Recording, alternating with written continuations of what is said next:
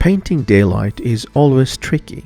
It needs proper dark and shadow in order to light to be exposed. I'll be painting this beautiful street scene today. I'll skip all these cars, rather we'll concentrate on how can we paint daylight on our subject.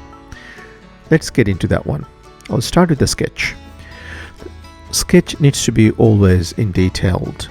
Your drawing needs to be perfect. The more better your drawing is, your painting will come up good in the end. So this is my drawing in the end. As you can see, I have done in pretty much in detail. So this is a warm daylight, so I will start with the sky with the warm color, warm tone. It's raw sienna.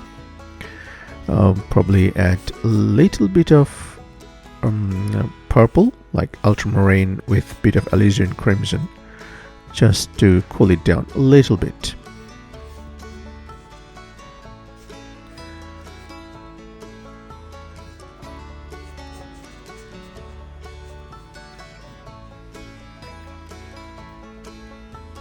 The initial wash needs to reflect your daylight.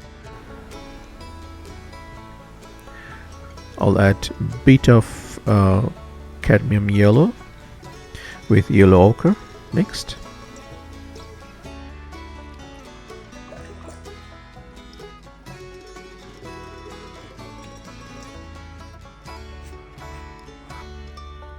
And I'll add a bit of cobalt turquoise just to have foliage and distant trees.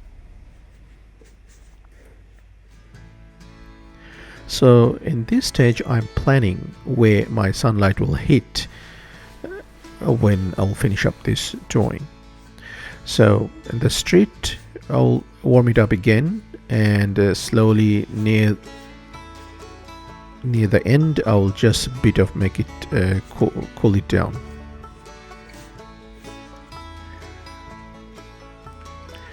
And this I'll splatter some fresh water in there just to have texture, and when it's dry I will start working on my second layer. I'll start with the ultramarine blue because I'll be drawing the distant hills and trees.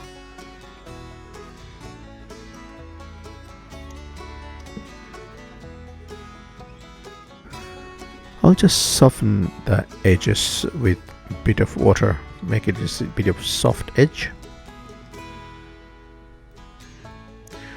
We'll drop some cobalt turquoise and or any green, sap green or something like that.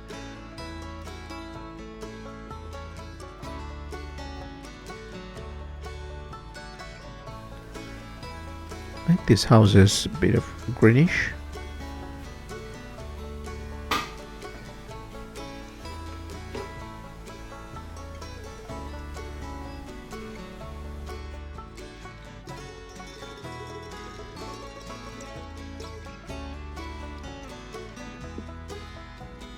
Just add a bit of drop shadow and make this place a bit darker.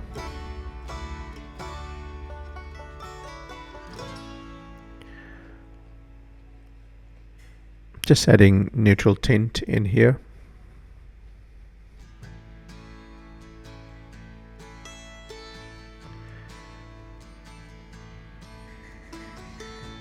The reason I'm playing with the pigment here is just to have a bit of texture stuff, so that it looks like instead of just plain pigment, just have something's going on there. And while my paint's still wet, I'll take the advantage of wet into wet, so I'll just drop some pigment here and there wherever the value needs to be corrected or needs to be darker. These small little stuffs will make your painting distinctive.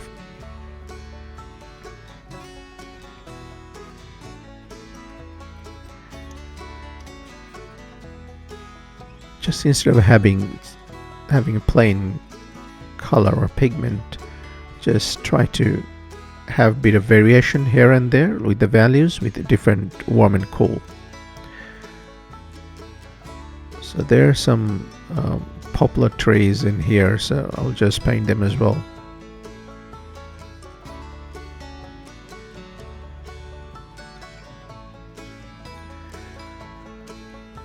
In actual photo, I don't have these houses or these trees like that, so I'm just making it up while I'm going, just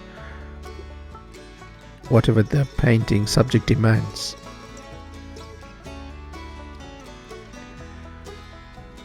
When you draw any tree, one thing to remember, just not to paint with the plain color, plain pigment.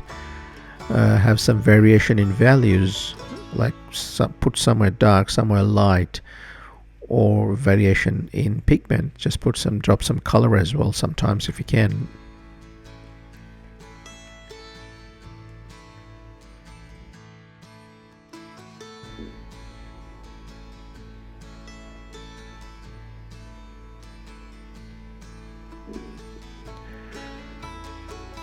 I'm trying to take advantage of wetness of the paper. Once that is dry, then if I paint something, it will create muddy color, or will not look good. For the building, one thing to remember, the more darker I go surrounding the light will pop up more. So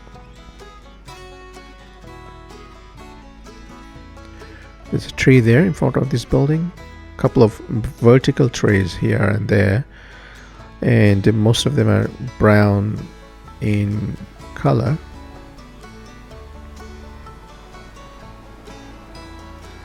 Just because it's winter.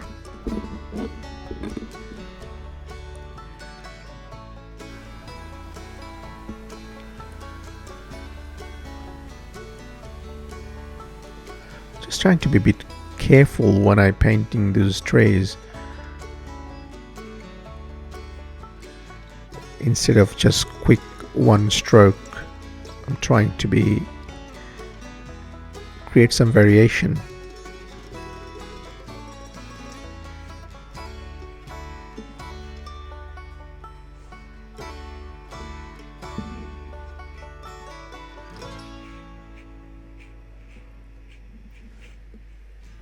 Texture on the old building.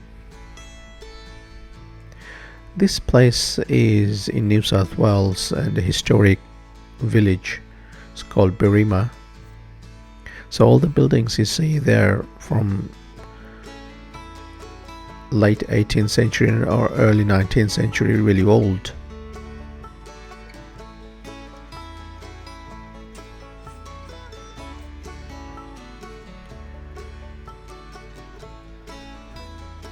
Trying to have really darker value surrounding the car, so that the car pops up.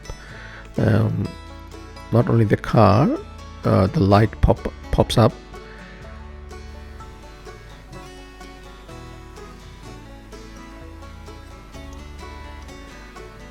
Put some shadows in the trees as well.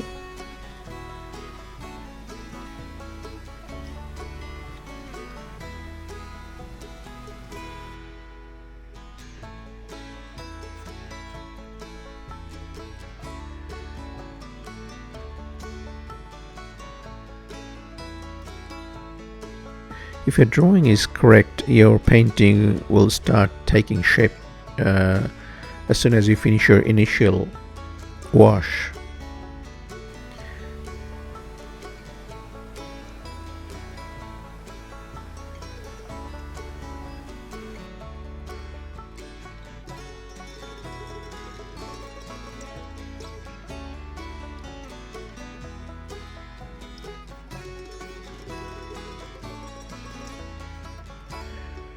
This tree is really tall.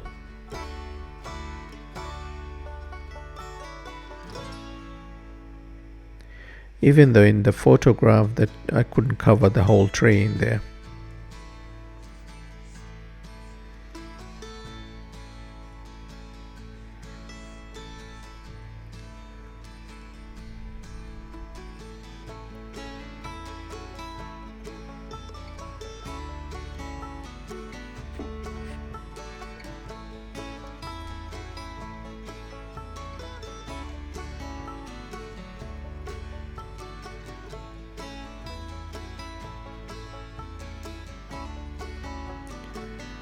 So they will be casting shadow inside there.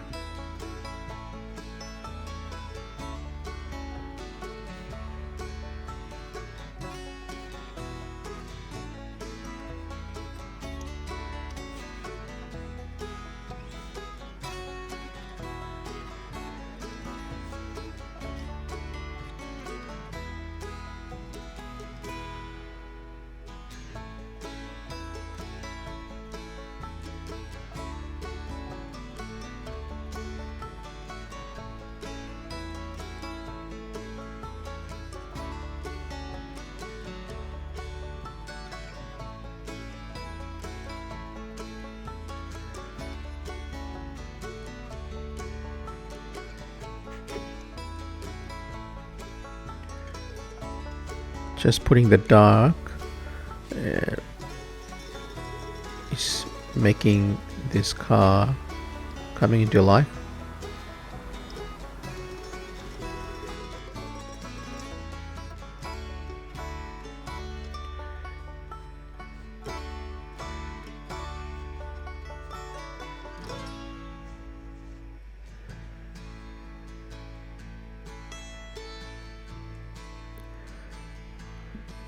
Don't forget to add the shadow under the car when you draw that.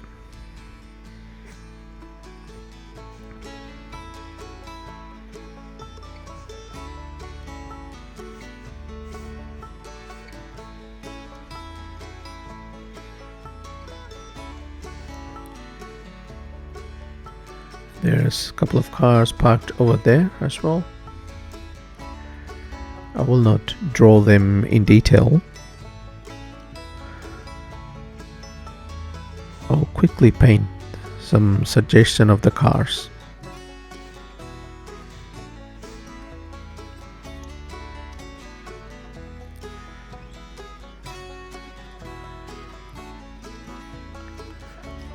Just draw the shadows.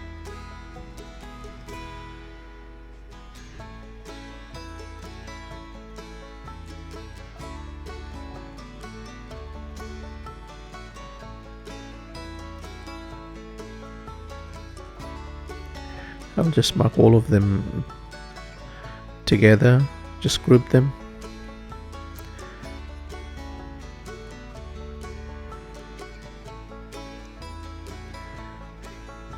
That'll do. Okay, this now the street looks empty because I didn't put so many cars in there, so I'm gonna have some wash with the fresh water, then I'll drop some ultramarine to have the shadows and do some texture on that one with a dry brush.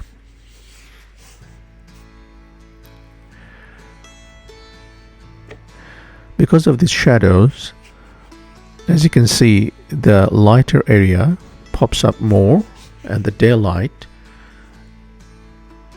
popping up more in the painting. There's just some electric pole in there, so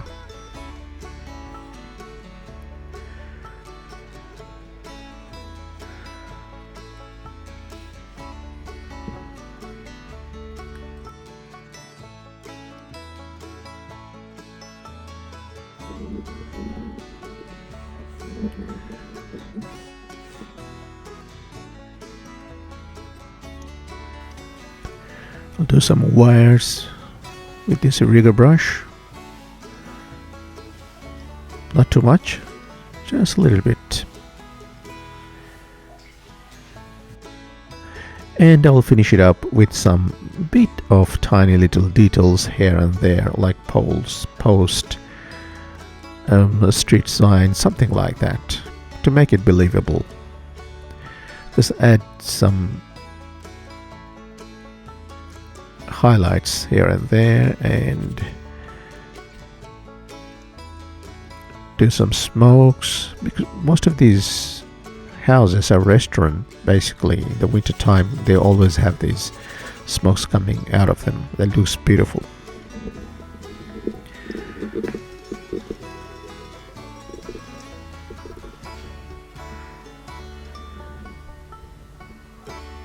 Just finish it off with this winter tree.